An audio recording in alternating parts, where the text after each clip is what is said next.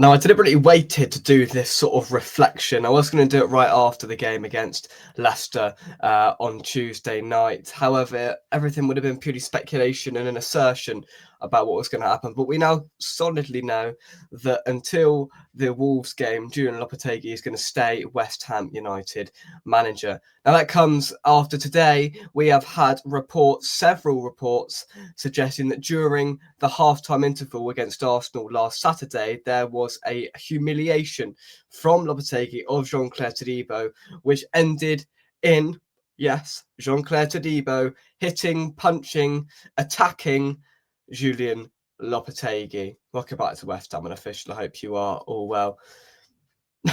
Where do I start with this? I'm completely and utterly gobsmacked that we have found ourselves in a position where we have players attacking our manager physically because of what's happened on the pitch and because of decisions that have been made off the pitch. Now, look, blame needs to be equally divided here. Jean-Claire Todibo is not without fault, right? That is absolutely disgusting to start with. To chin, to punch, to attack, to whatever he did, the manager is wrong, right? Let's just put that out there first and foremost. Just wrong, right? Whatever. Listen, there's two sides to every story. That's the reports we're hearing, that he hit him. We don't know what was said to Lopetegui. We don't know what Todibo said. We don't know what Lopetegui said. We don't know the entire story. I'm sure it will come with time. However, it doesn't look good, does it? It really, really doesn't look good. When I read it, I thought this can't be right. And no, it actually is right. The club has well and truly re-entered the banter era. This whole situation has not been managed well by the board. Sullivan has managed this pretty dreadfully. From the letting go of David Moyes at the back end of last season to now Moyes put on the overlap and said that he had a contract on the table midway through last season, but then they took it away after 3 defeats. You don't do that, for goodness sake, right? That just shows a complete lack of respect. And then that ended. Listen, Moyes was right to go. And then my big issue comes with, of course, the appointment of Julian Lopetegui. Now, I was trying to get behind it. I was trying to ignore and overlook the fact that it was the cheap option, that it was the most convenient option for Sullivan, and it wasn't the ambitious option, right? We could have done what Bournemouth did. We could have done what Brighton did. Go and scout a manager properly, right? We'll happily go and scout players, right? But the manager is more important than a singular player, right? So we put more into scouting players than we do scouting a manager, which is just wrong to start with, right? However, whoever made the final decision, I'd expect it Sullivan. I don't know whether it had to be a unanimous decision between the board or whether Sullivan just made the decision itself, but it's widely reported that Tim Steidten didn't want Lopetegui. It was by no means his first choice to replace David Moyes, and you can probably see why now. And Tim Steidten also has to get some blame for constructing probably the world's slowest midfield of well, to be fair, Suchet was already there, but I mean, Alvarez and Rodriguez, like, that's just woeful. So he's got to take some blame because of that as well. So blame has to be divided equally here. It can't all be laid on one person because everyone is to blame here. Everyone is to blame for this complete catastrophe that we currently find ourselves in. Now, listen, it comes from the top. I'm not denying that. Sullivan has kept himself away from things in recent years, and the sort of anti-board narrative calmed. It did, because obviously we were doing well on the pitch. We had success in Europe, and he took a step back. But his name has well and truly come back into the limelight over the last couple of months because of the appointment of Lopetegui, the lack of ambition. We didn't go and try and get an Iraola, or we didn't try and get a manager out of a club because it would have cost a release clause and that would have cost more money. We went and got a free agent that, you know, would have been a little bit cheaper than an ambitious option. And that is what the problem West Ham fans have. And it's hard to disagree with it, to be honest. It was the cheap option, and we're now, unfortunately, reaping the negative rewards of that.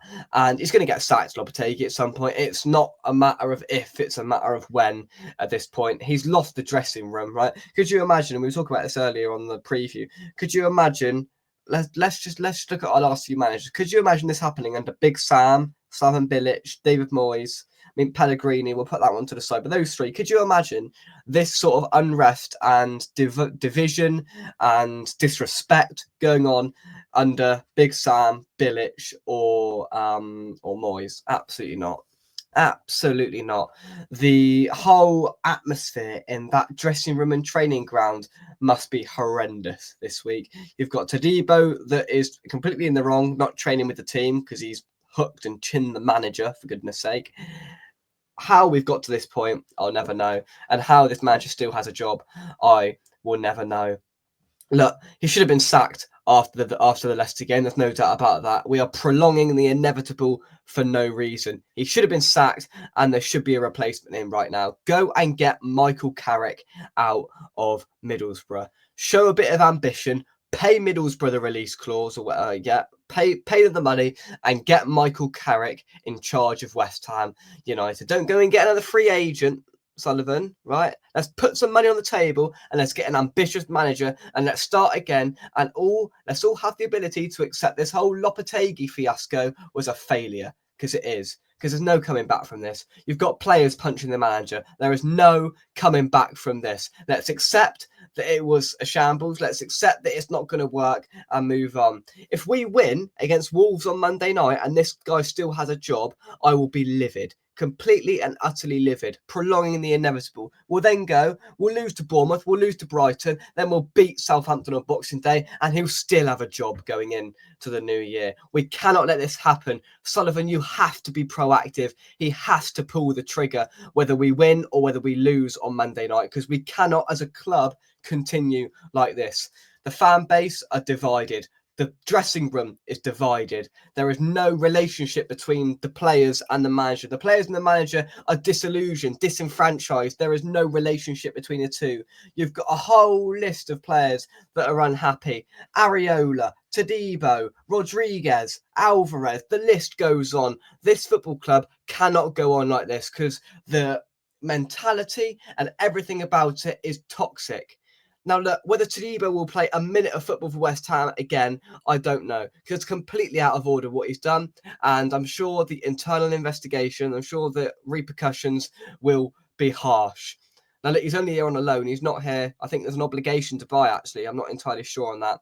But you've got a whole host of players and even players that were here last year that were happy under Moyes and are really not very happy now. And it is not good.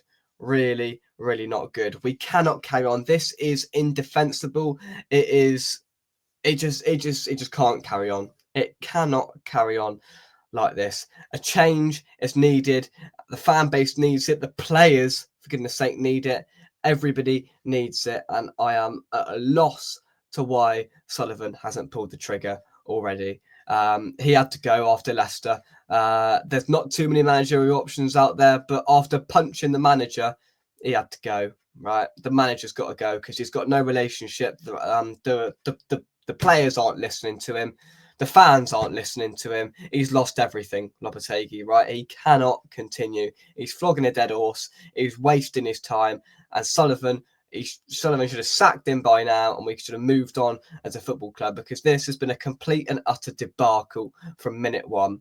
From all these signings we brought in, how much say Lopetegui had over them, we don't know, but everything about it has been a complete and utter shambles, and it needs to be aborted pretty soon. Otherwise we're gonna find ourselves deep in a relegation battle, because we can't defend. We have a midfield that's dysfunctional, and we've got a forward line that aren't getting the ball because the midfield's dysfunctional. Every aspect of our play is flawed. Every aspect of our play is not working. We cannot carry on like this. I cannot stress that enough. Whether we win, lose, or draw on Monday night, Julian Lopetegui should not have a job on Tuesday morning. Probably Jean-Claude Todibo shouldn't have a job either.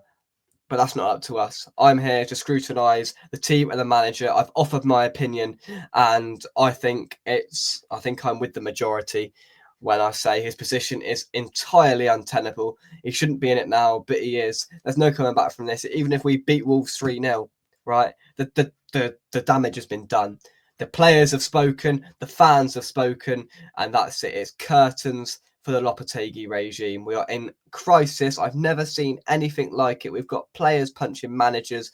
We've got fans utterly appalled by what they're watching, and there's no way back from that, and a change is needed. Michael Carrick, West Ham manager by Wednesday, West Ham. That is my request. That's what I want to see. And if that happens, I'll nod my head and go, you know what, fair enough. At least we've accepted that it's wrong.